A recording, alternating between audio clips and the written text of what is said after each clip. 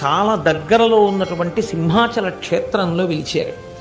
ఈ సింహాచల క్షేత్రంలో ఆయన వెలియడానికి ఒక పూర్వగాథ ఉంది. హిరణ్యకశిపుడు ప్రహ్లాదుడిని ఎల్లైనా చంపాలని కోరిక.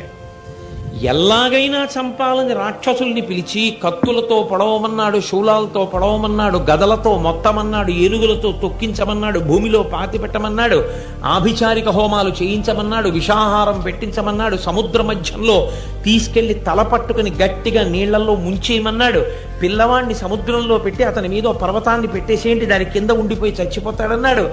ఇన్ని చేసినా ప్రహ్లాదోపాఖ్యానానికి ఉన్నటువంటి చాలా గమ్మత్తు ఏమిటో తెలుసా అండి, ఆయన ఎవరిని ద్వేషించలేదు. ప్రహ్లాదుడు తనని కత్తులు పెట్టి కొట్టిన, ఇనప గొలుసులు వేసిన, ఏనుగులతో తొక్కించిన ఆయన ఎవ్వరి మీద కోపం పెట్టుకోలేదు.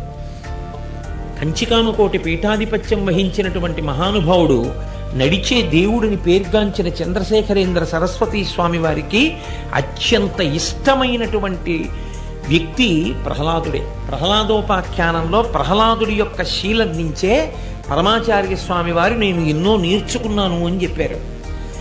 ఒక పక్కన రాక్షసులు వచ్చి కత్తులతో కొడుతూ త్రిశూలాలతో పొడి చేస్తుంటే ఆయన మాత్రం తన్ను నిశాచరుల్ పొడవ దైత్యకుమారుడు మాటిమాటికోపన్నగశాయి, ఓ ధనుజభంజన, ఓ జగదీశ, ఓ సర్వాపన్న శరణ్య, ఓ అఖిల పావనయంచు నుతించు కానితా కన్నుల నీరుతాడు భయకంప సమేతుడు కాడు భూవర.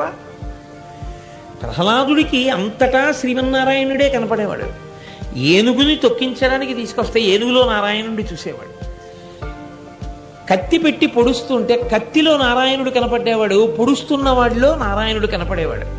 అందుకే ఆయన్ని కత్తితో పొడుస్తూ ఉంటే తన్ను నిశాచరులు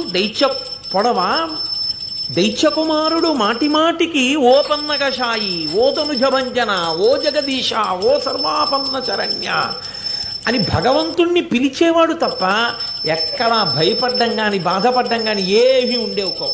అసలు అన్నిటికన్నా విచిత్రం ఏమిటో తెలుసా అండి, ప్రహ్లాదోపాఖ్యానంలో మనం అలా వెళ్ళిపోతున్నాం అనుకోండి, పక్కనే గడ్డి తింటున్నటువంటి గేది ఇలా అందనుకోండి, ఎక్కడ మనకి తగులుతుందో అని వెంటనే ఇలా అంటాం మనం, మనకి తెలియకుండానే చేతులు అడ్డొస్తాయి.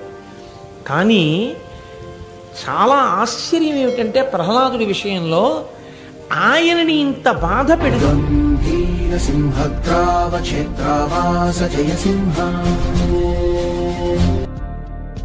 దైత్యాంత విద్యుద్ఘాత వీక్షాదోక్ష నరసింహ